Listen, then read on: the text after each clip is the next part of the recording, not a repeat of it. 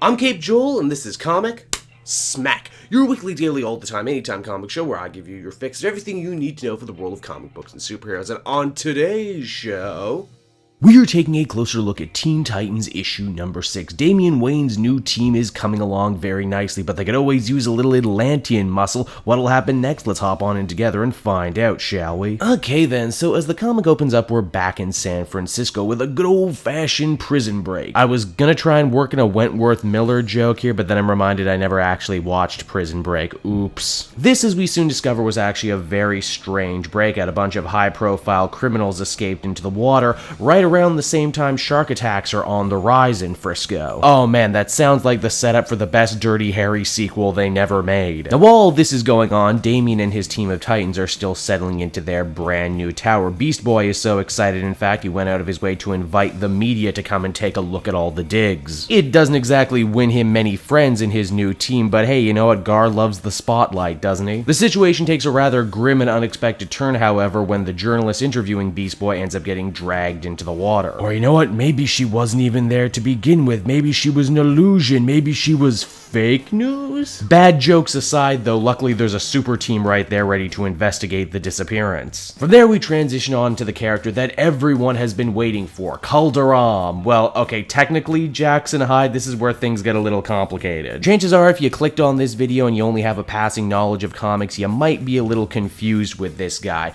Yes, this is the Aqualad you know from Young Justice, but he's also a little more than that. You see, Calderon was created by Greg Weisman and Brandon Vietti for the Young Justice show. He was then later adapted by Jeff Johns into his Brightest Day story and given the name Jackson Hyde. He's still the illegitimate son of Black Manta. He's still able to control water using his Atlantean tattoos, but as far as the rest of his origin, well, that's still up in the air at the moment. He also just so happens to be a gay man, which leads to no end of trouble for him in his small desert town. Because, you know, being black in America and being Atlantean and struggling with superpowers in puberty wasn't hard enough for him as was. Jackson's one escape, however, from the harshness of life is his love of the Teen Titans. He likes seeing people his own age using their powers for good and actually, you know, going out and having adventures. Basically everything he wants but his mother won't allow him to have. It's because of that he essentially runs away from home after getting into a fight with his boyfriend. Now back over with Damian and the rest of the Titans, they've gotten their fancy new team boat out of the hangar and are ready to go all Jaws expedition looking for what took that poor lady. They're not out there looking for very long, however, before they come under attack by King Shark.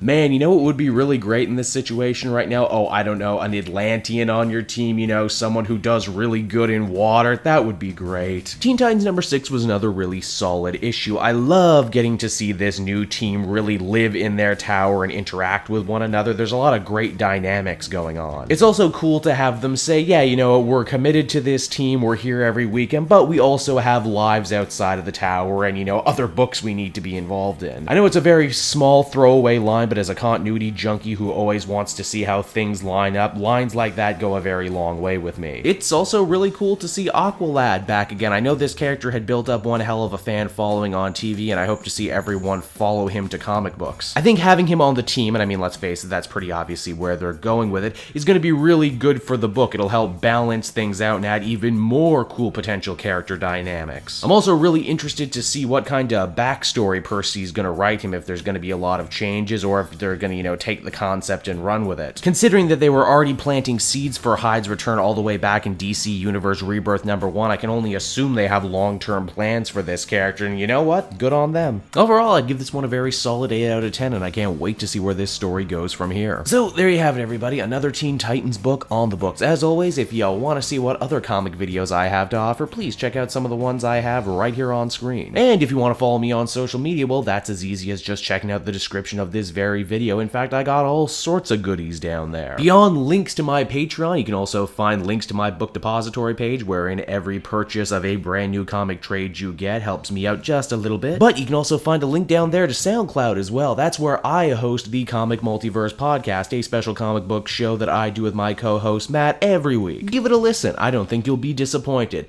And until next time, everyone, I've been Cape Joel. Thank you so much for watching, and I will see you in another video. Bye-bye.